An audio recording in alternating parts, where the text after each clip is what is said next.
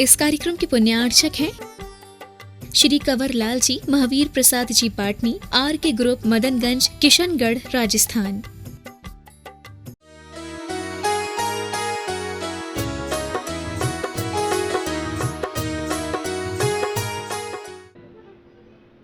मोक्ष फल मिलता धीरे धीरे, मोक्ष फल मिलता धीरे धीरे। मोक्ष फल धीरे धीरे ही मिलता है, समझ में आ रहा है?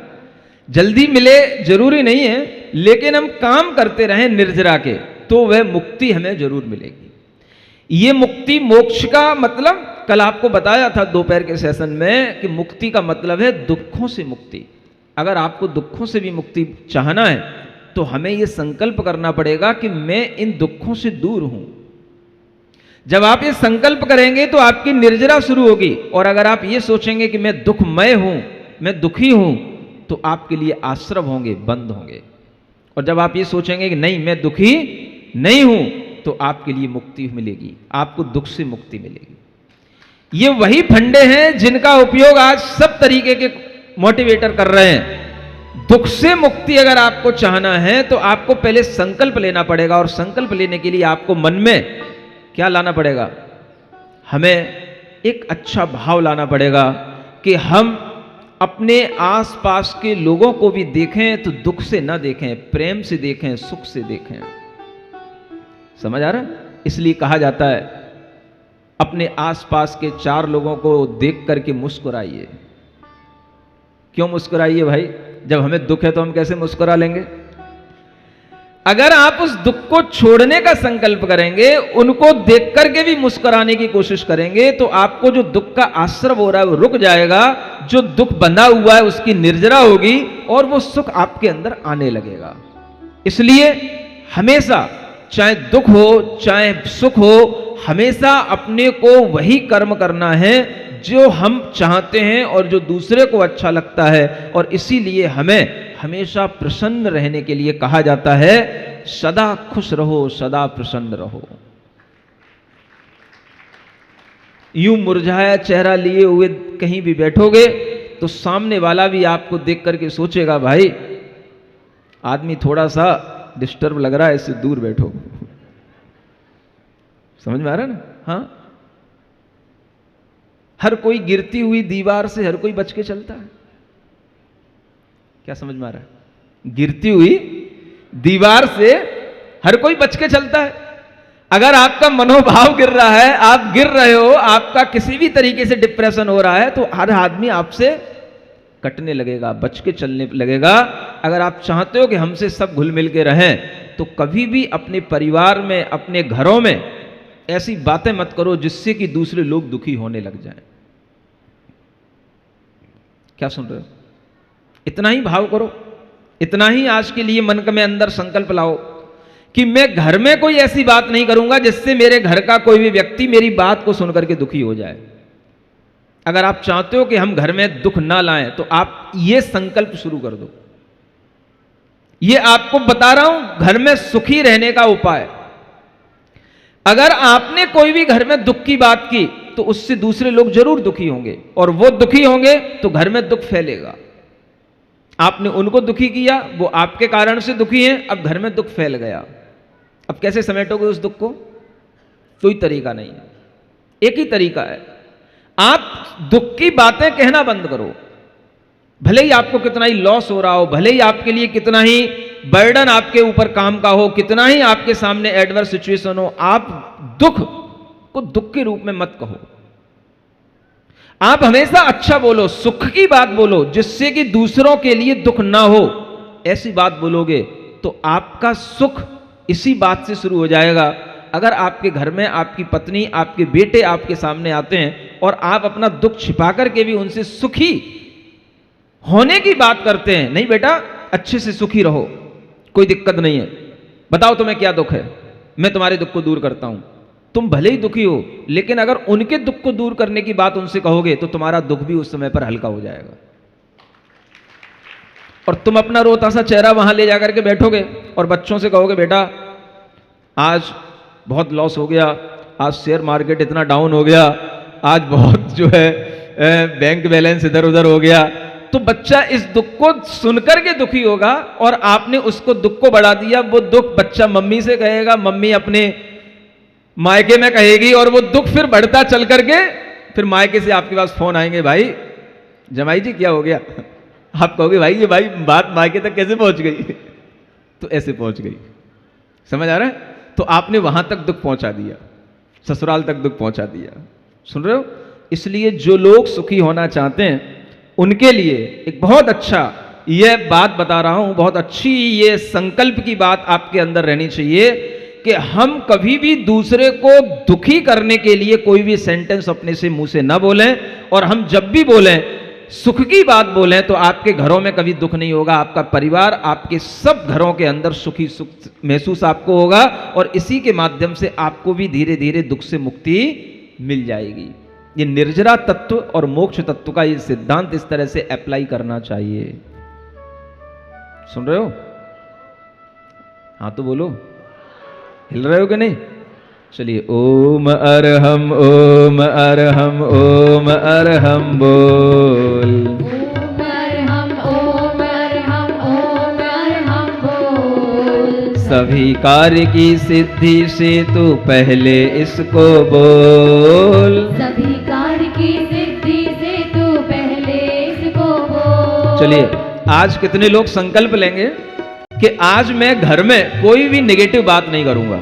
कम से कम आज तो करके देखो। समझ आ रहा है? अच्छी लगे तो कल फिर दोहराना, अच्छी लगे तो फिर रोजाना दोहराना, और अगर तुम्हें लगे कि हमें जिंदगी भर सुख रहना है, सुख से रहना है, तो जिंदगी भर दोहराते रहना, कोई मनाई की बात नहीं है। ठीक है ना? जे अभेद रत्नत्रय भाव सोई मोहाव मोक्ष ठहरावे। कर्म सो न्यारा होए, धर्म मोक्ष अविनाशी सोए। ये सब सात तत्व वर्णय, पुण्य पाप मिलनो पद भये। आश्रव तत्व विषय वेदोए, गर्भित जान लीजिए सोए। जीव यथारथ दृष्टि सो सरदय तत्व स्वरूप। सो सम्यक दर्शन सही, महिमा जास अनु। नए प्रमाण निक्षेप करी भेदा वेद विधान। जो तत्वन को जानन नो, सोई सम्यक ज्ञान। जो सामान्य विलोकिए दर्शन कहिए सोय। जो विशेष कर जानिए, ज्ञान कहावे सोय। चारित्र क्रिया रूप है सोपन दुविध पवित्र। एक सकल चारित्र है, द्वितालेश चारित्र। चलिए, एक अच्छी सी बात और सुनिए। सुनोगे? हाँ, अच्छी बात है, सुनने को तैयार हो। कल जब आपके सामने मोटिवेटर आया तो उसने एक बहुत अच्छी बात शुरू की। कहां से? आप जानते सब हो। उसने क्या बोला? आप जानते सब हो, आप मानते नहीं हो, और मानते भी नहीं हो और अमल में भी नहीं लाते हो। समझ आ रहा है? आपसे 2 दिन पहले इस बात पर चर्चा की थी, जब एक ने प्रश्न पूछा, सामने भैया बैठा, इसी ने पूछा था ना, मुझे पक्का याद है, कि मेरे अंदर चारित्र क्यों नहीं आता है। ये भी प्रश्न पूछा था, उत्तर यही दिया गया था, आप जानते हो लेकिन मानते नहीं हो। देखो, जैन दर्शन के अंदर ये 3 चीजें बताई गई: सम्यक दर्शन, सम्यक ज्ञान, सम्यक चारित्र। कहीं पर सम्यक ज्ञान भी पहले कहा गया, सम्यक ज्ञान, सम्यक दर्शन, सम्यक चारित्र, ऐसे भी कहने में आता है। वो इसीलिए कहने में आता है पहले जानो। सम्यक ज्ञान माने जानो, राइट नॉलेज। जब आप जानोगे तो मानोगे, विश्वास करोगे, राइट बिलीव। और जब आप उस पर विश्वास करोगे तो उसे अमल में भी लाओगे, दैट इज राइट कंडक्ट। जानिए, मानिए और अमल में लाइए। जब आप अमल में लाओगे तो वह आपका चारित्र बनेगा।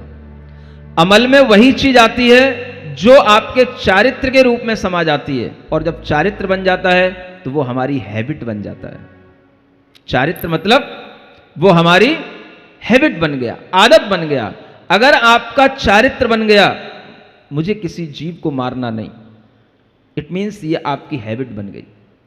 अगर आपका चारित्र बन गया कि मुझे झूठ बोलना नहीं, चोरी करना नहीं, इसका मतलब है ये आपकी आदत में समा गया, और ये आदत ही हमारे लिए, अच्छी आदत ही हमारा अच्छा चरित्र कहलाता है। तो ये बातें कहीं और से नहीं आती हैं। जानते तो हो, मानते नहीं हो, मानते तो हो, अमल में लाते नहीं हो, ये तीनों बातें कहां से आ रही हैं? जानना, मानना और अमल में लाना, माने ज्ञान, दर्शन और चारित्र। और यही यहां बताया जा रहा है कि जो सम्यक ज्ञान, सम्यक दर्शन और सम्यक चारित्र का पालन करता है वो मोक्ष मार्ग पर चलता है, और जो इन तीनों का एक में होकर के चलता है तो उसे मोक्ष की प्राप्ति भी अवश्य होती है। जानो, मानो और अमल में लाओ, उसे अपनी आदत बनाओ, और जब इस तरह से आप बनाने लग जाओगे तो बस वही आपकी आदत चारित्र कहलाएगी, और उसी से आपको सब प्रकार के दुखों से मुक्ति मिलेगी। तो ये सब करने के लिए इसीलिए कहा जाता है। इसलिए आपसे कहा, आज जो आपने संकल्प लिया, अगर आपने इसको आदत बना लिया, अपने चारित्र बना लिया, कभी भी आपके घर में दुख नहीं होगा, दुख आ ही नहीं सकता है। दुख हम पैदा करके घर में फैलाते हैं, दुख हमारे भावों से पैदा होता है, और जब इस तरह से सुख का भाव हमारे भीतर से निकलेगा तो दुख कहां से आएगा? तो दुख देने वाला कोई दूसरा नहीं है, दुख देने वाले हम स्वयं हैं, हम खुद हैं। इस तरह की बातों को अगर हम अमल में लाएंगे तो हमारे जीवन में सब कुछ अच्छा दिखाई देगा, सब कुछ सुखपूर्ण होगा, और इसी से हमारा जीवन अच्छा बनता है। जीव इसी तरह का चारित्र अपनाता है तो उसका वह चारित्र दो प्रकार का यहां कहा गया है। वो चारित्र का मतलब है वो क्रिया है, वो चारित्रिक क्रिया रूप होती है, एक्शन करना। आपने जान लिया, मान लिया, लेकिन उसको कोई अपनी एक्शन में नहीं लाए तो वो अमल नहीं हुआ। अमल नहीं हुआ तो क्रिया नहीं हुई, क्रिया नहीं हुई तो आपके अंदर वो चीज समाई नहीं। समाहित होने के लिए हमें चारित्र को धारण करना पड़ता है। इसलिए जो लोग कहते हैं भाई चारित्र कैसे धारण किया जाए, चारित्र धारण करने में कठिनाई होती है, माने आप जानने और मानने में कठिनाई नहीं होती, आपको अमल में लाने में कठिनाई होती है। जहां सकल सावध्य सर्वथा परिहर सो पूर्ण चारित्र महामुनिवर धरे, लेस्या त्याग जहाँ होय देश चारित सही, सो गृहस्थ को धर्म ग्रही पाले सही, तीर्थंकर निर्ग्रंथ पद घर साधे शिव पंथ, सोई प्रभु उपदेशियो मोक्ष पंथ निर्ग्रंथ, दश विद बाहिर ग्रंथ में राखें तिन सुख मान तिल तुषमान, तो मुनि पद कहिए नहीं, मुनि बिन नहीं निर्वाण, जे जग परिग्रहवंत को माने मुक्ति निवास, ते कबहि मुक्त ना लहे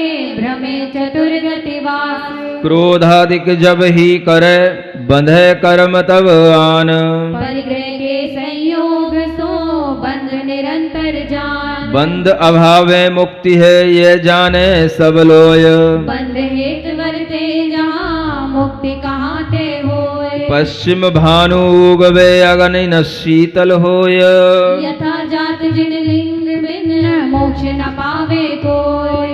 सुन रहे हो? क्या सुन रहे हो? भले ही सूरज पूरब की जगह से पश्चिम से निकल आवे, कभी निकलता है? नहीं निकलता। बाई चांस कभी हो सकता है निकल आवे। अग्नि गर्म की जगह शीतल हो जावे। अग्नि शीतल होती है? ठंडी आग भी होती है? नहीं होती। अग्नि का मतलब ही होता है लौ, जिसमें लपटें निकलें, गर्म हो। अग्नि का धर्म उष्णता के साथ संबंध रखता है। फिर भी अग्नि कभी शीतल हो जावे, लेकिन कभी भी दिगंबर रूप धारण किए बिना मोक्ष की प्राप्ति नहीं हो सकती, और कोई भी गृहस्थ को कपड़ों में मुक्ति की प्राप्ति नहीं हो सकती जब तक कि वो नग्न दिगंबर श्रमण न बन जाए। सुन रहे हो? इतनी बड़ी बात आपको ध्यान में रखनी चाहिए कि घर में रह करके कभी मुक्ति नहीं मिलती। हम भले ही कहें घर में रह करके भरत जी बैरागी थे, लेकिन भरत जी को भी घर छोड़ना पड़ा। घर में रह करके मुक्ति नहीं मिल सकती। कितने ही बैरागी बने रहें, केवल ज्ञान घर में रह करके नहीं हो सकता जब तक कि उस परिग्रह का त्याग संकल्प पूर्वक नहीं किया जाता। चक्रवर्ती पने का त्याग संकल्प पूर्वक नहीं किया जाता, तब तक आप कभी भी मुक्ति पद की प्राप्ति नहीं कर सकते। और इसीलिए ये बात यहाँ कही गई है कि जब आप अपने अंदर इस तरह के संकल्प लेंगे, अपने अंदर इस तरह का ज्ञान रखेंगे, तभी आपको ये भासित होगा कि वास्तव में घर में रह करके कभी भी हमें पूर्णतया दुखों से मुक्ति मिल नहीं सकती है। हम जितने भी आपको उपाय बताते हैं वो सब दुख पे मरहम लगाने वाले होते हैं। लेकिन दुख तो भीतर रहता ही है। क्यों रहता है? क्योंकि हम परिग्रह वाले हैं। जिन चीज़ों को हमने परिग्रह के रूप में अपने मूर्छा में बांध रखा है, अपने भावों में बांध रखा है, उनसे हमें दुख मिलता है। इसलिए पूर्ण रूप से अगर आपको दुख से मुक्ति चाहिए तो सारा परिग्रह छोड़ करके, सारा आडंबर छोड़ करके, सारे ग्रह का, परिवार का मोह त्याग करके आप साधु संगति का भाव करने की कोशिश कीजिए, तो आपको सब प्रकार के संसार के दुखों से मुक्ति मिलेगी। ये लाख बात की एक बात है। बाकी सब बातें आपके दिलों पर, आपके गमों पर मरहम लगाने वाली हैं। समझ आ रहा है ना? और साफ सुथरी बात यही है जो आपसे कही गई है। धन्य धन्य ते साधु देह भव भोग विरत्ते, धन्य धन्य ते साधु आप अपने रस रचे, धन्य धन्य ते साधु पीठ जग की दिश कीनी, धन्य ते साधु दर्श शिव सन्मुख दीनी, तज सकल आप वनवास बसे, नगन देह मद पर हरे, ऐसे महंत मुनिराज प्रति हाथ जोड़ हम सिर धरे। आप ये सोच रहे हो कि समोसरण में चल क्या रहा है? हैं? पहले 6 द्रव्यों का ज्ञान दिया भगवान ने, 7 तत्वों का ज्ञान दिया, अब यहां पर मुनि धर्म का ज्ञान दिया गया। किसका? सबसे पहले कौन से धर्म का ज्ञान देना पड़ता है? सबसे पहले देखो यहां पर मुनि धर्म का ज्ञान दिया है ना। आप देखेंगे जो नई छेडाला लिखी गई है उसकी कई विशेषताएं, और उन विशेषताओं में से एक विशेषता यह भी है कि नई छेडाला में पहले मुनि धर्म का ज्ञान दिया गया है, बाद में श्रावक धर्म का ज्ञान दिया गया है। और जो आप पुरानी छेडाला पढ़ेंगे उसमें आप देखेंगे कि पहले श्रावक के लिए चौथी ढाल में कह दिया यूं श्रावक व्रतपाल स्वर्ग सोलम उपजावे, और फिर बाद में मुनि धर्म का उपदेश दिया गया।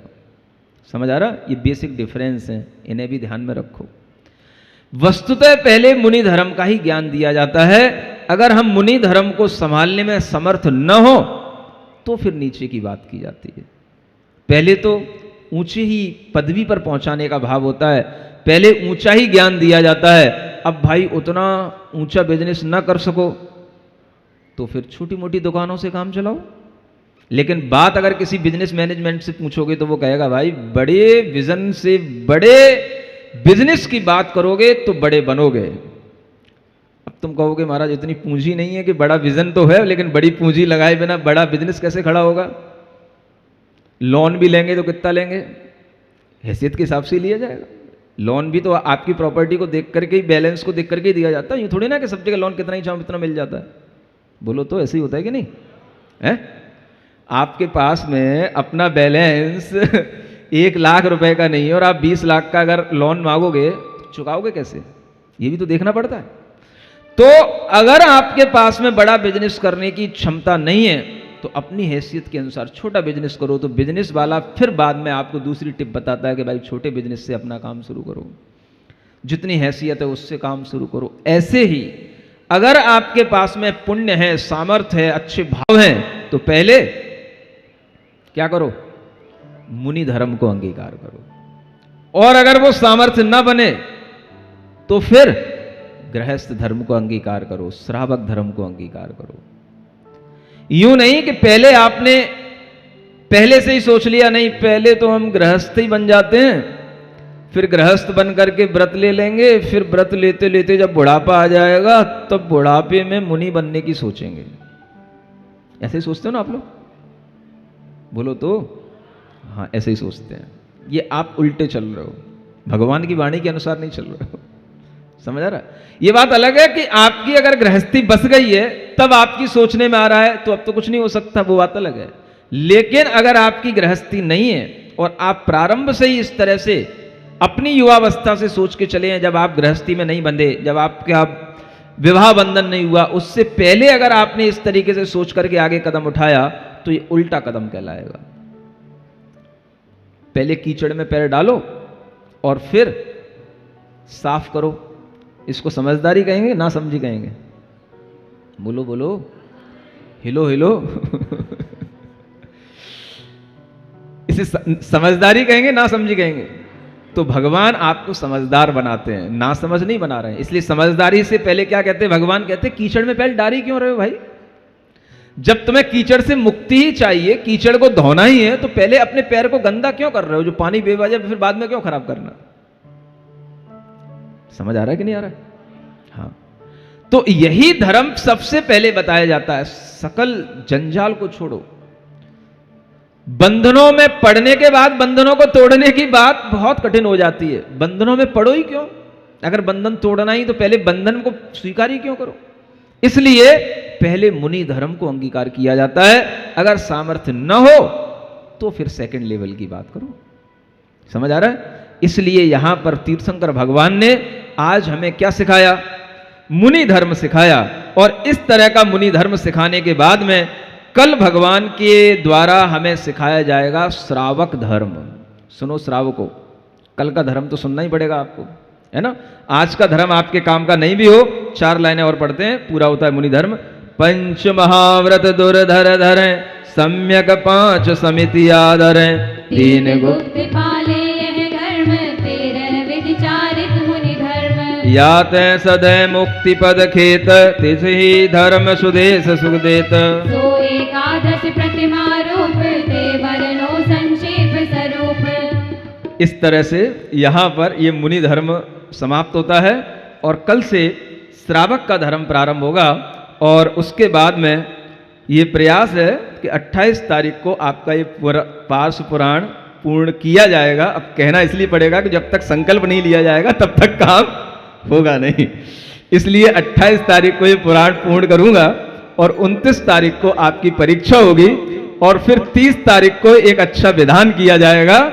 और वो विधान कौन सा होगा बाद में आपको बताया जाएगा। बोलिए पार्श्वनाथ भगवान की।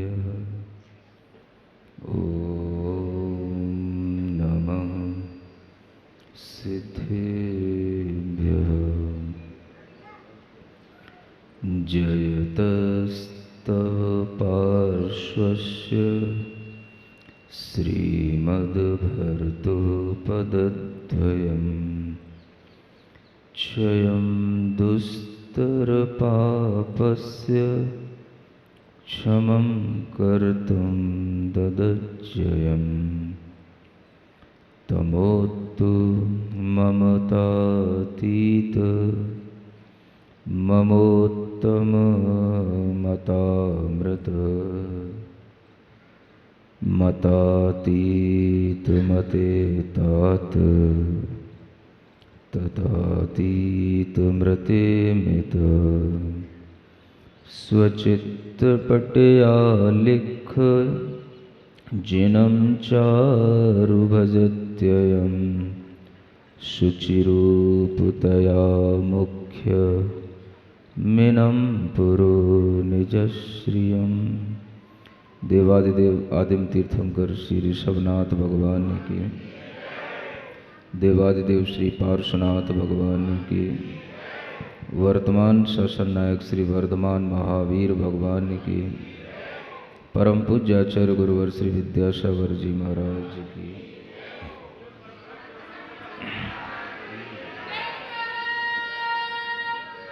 मोह महातम दलन दिन तप लक्ष्मी भरतार ते पारस परमेश मुझ हो सुमति दातार। वामानंदन कल्पतरु जयो जगत हितकार मुनिजन जाकी आस करी जाचे शिव फल सार।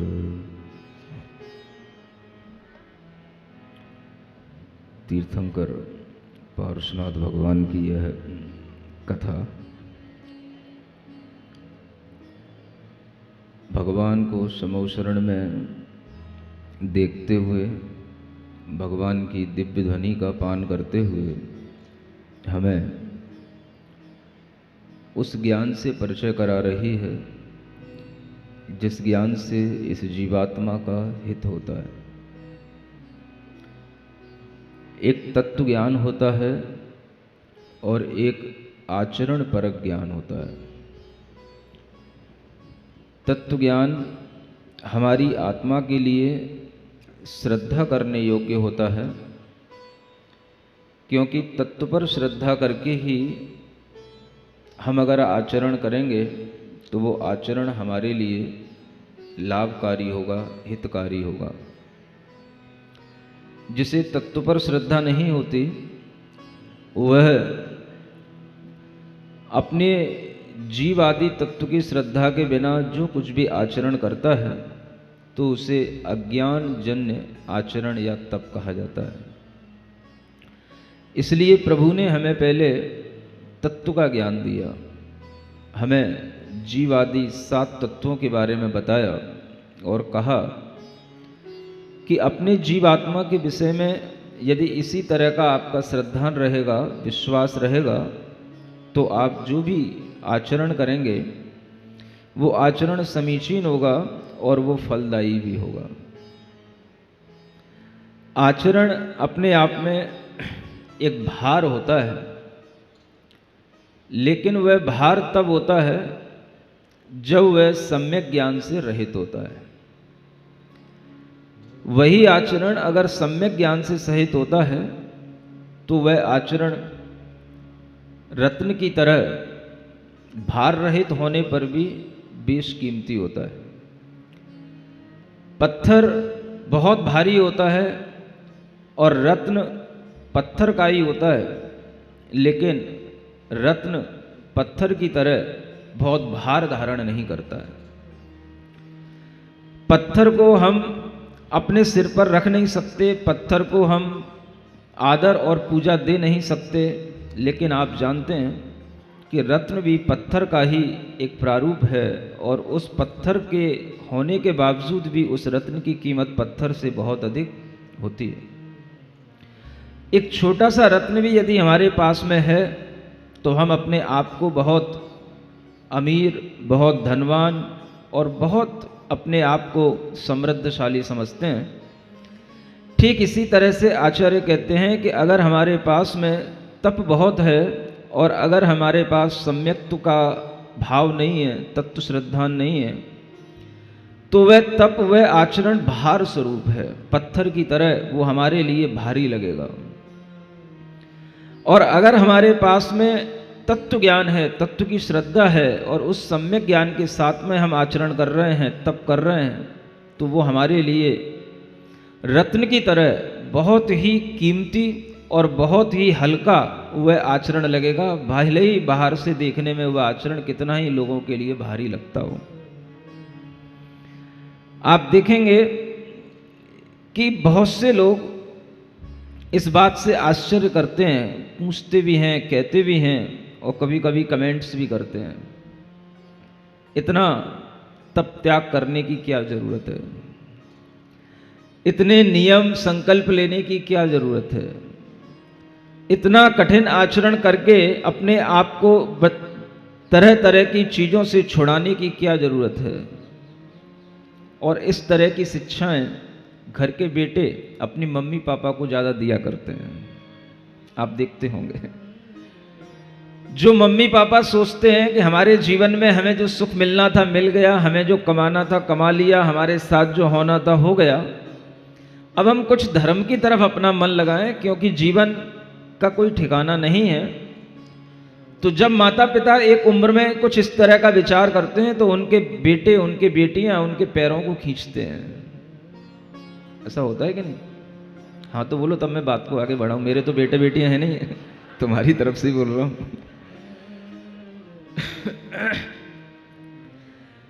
तो बेटे बेटियां इस तरह के प्रश्न करते हैं कि क्या तरह तरह के नियम लेना, ये नहीं खाना, वो नहीं खाना, यहाँ नहीं खाना, वहाँ नहीं खाना, ये शुद्धि, वो शुद्धि, ये त्यागना, ये व्रत करना। इस तरह से जब माता पिता परेशान होते हैं तो वो हमारे पास दौड़ करके आते हैं कि बेटे बेटियां मुझे कुछ करने नहीं देते हैं। सुन रहे हो? आज बहुत सारी इंदौर की महिलाएं आई हैं इसी तरह के धर्म भाव लेकर के आई हैं। और आज सभी ने आकर के यहां पर अड़ू व्रतों को धारण किया है। प्रकरण आज श्रावक धर्म का ही चल रहा है और सभी श्रावकाओं ने आकर के यहां पर अड़ू व्रत लिए। आज भगवान की वाणी में श्रावक धर्म का ही वर्णन आना है और ये श्रावक धर्म का वर्णन आते हुए बीच में एक शब्द यहां पर दिया है कवि महोदय ने, ज्ञानी। क्या शब्द दिया है? ज्ञानी। जो सम्यक ज्ञानी होता है वह गृहस्थ भी इस तरह के व्रतों का पालन करके वास्तव में ज्ञानी कहलाने लग जाता है। यहां पर एक ढाल छंद आ रहा है और जिसके माध्यम से श्रावक धर्म का वर्णन यहां पर किया जा रहा है। जब श्रावक एक यथोचित आचरण करता है तो उसका धर्म भी धर्म कहलाता है, ऐसा तीर्थंकरों ने कहा है। ऐसा न समझें कि बड़े बड़े मुनि व्रतों का आचरण करना ही धर्म है, श्रावक के व्रतों का पालन करना भी धर्म कहा गया, श्रावक धर्म कहा गया। लेकिन वह श्रावक धर्म किस तरह का हो आप जानते हैं। श्रावक का धर्म एक तो शुरू होता है अड़ू व्रतों से, फिर आगे बढ़ता है वही अष्टमूल गुणों से, और वही श्रावक धर्म आगे बढ़ते हुए पहली प्रतिमा, दूसरी प्रतिमा, तीसरी प्रतिमा के रूप में बढ़ता बढ़ता वो 11 प्रतिमाओं तक चला जाता है। ये श्रावक धर्म है। अड़ू व्रत धारण करना और अष्टमूल गुणों का पालन करना, ये तो एक तरह से आप प्रथम कक्षा में भी नहीं आए। ये प्रथम कक्षा से भी पहले कुछ होता है आप लोगों के यहां। क्या होता है?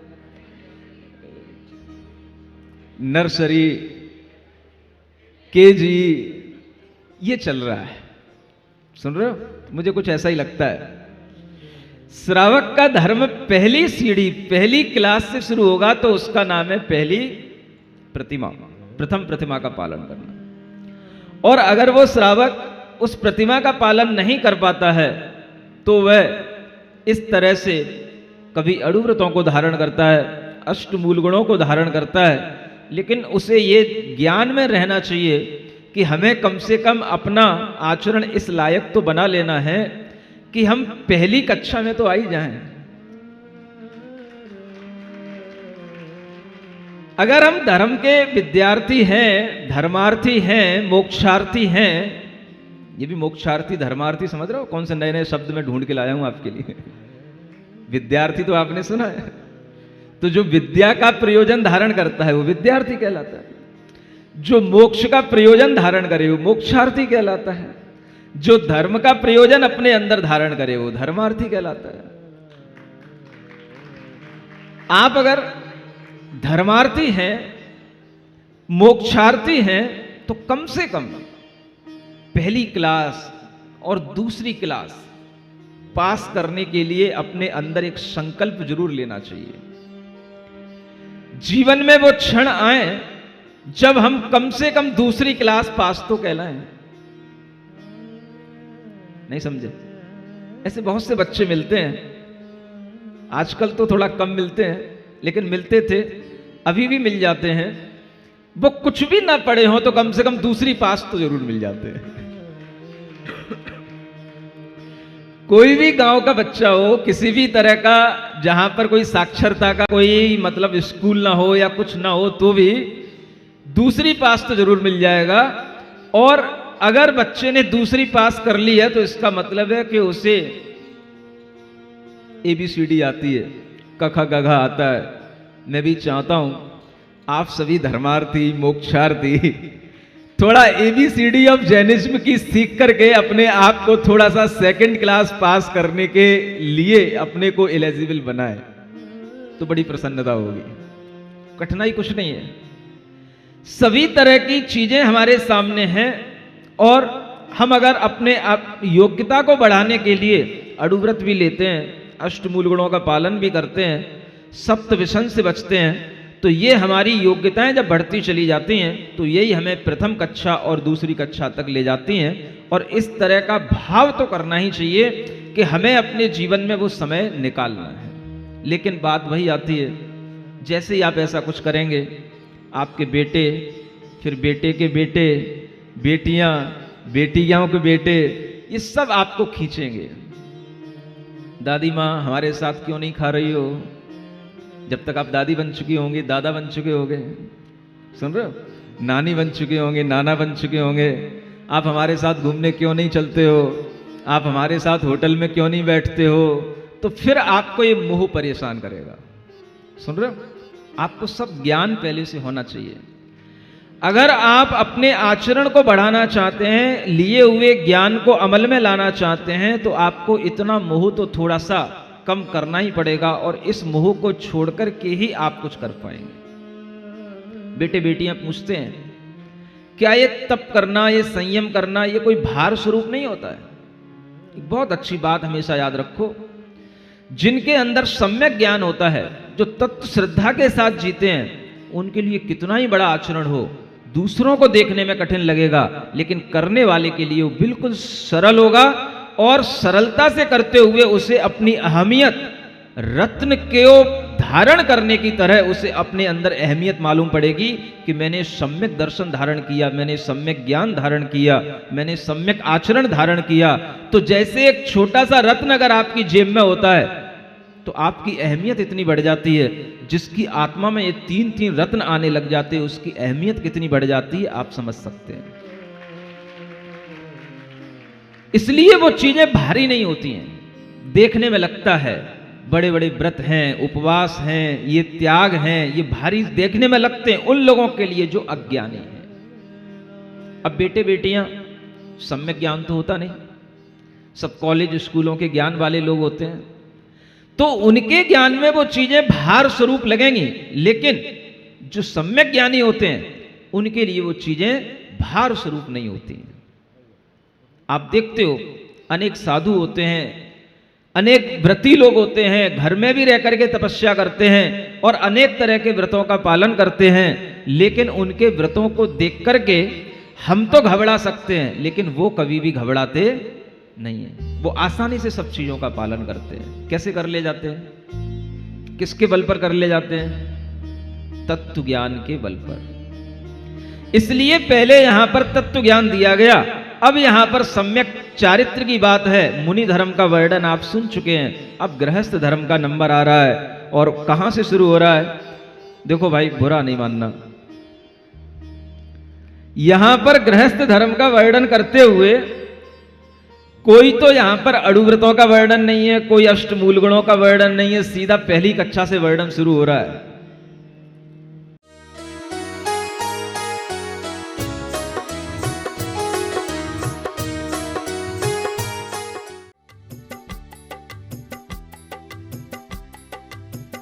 इस कार्यक्रम के पुण्यार्चक थे श्री कंवर लाल जी, महावीर प्रसाद जी पाटनी, आर के ग्रुप, मदनगंज, किशनगढ़, राजस्थान।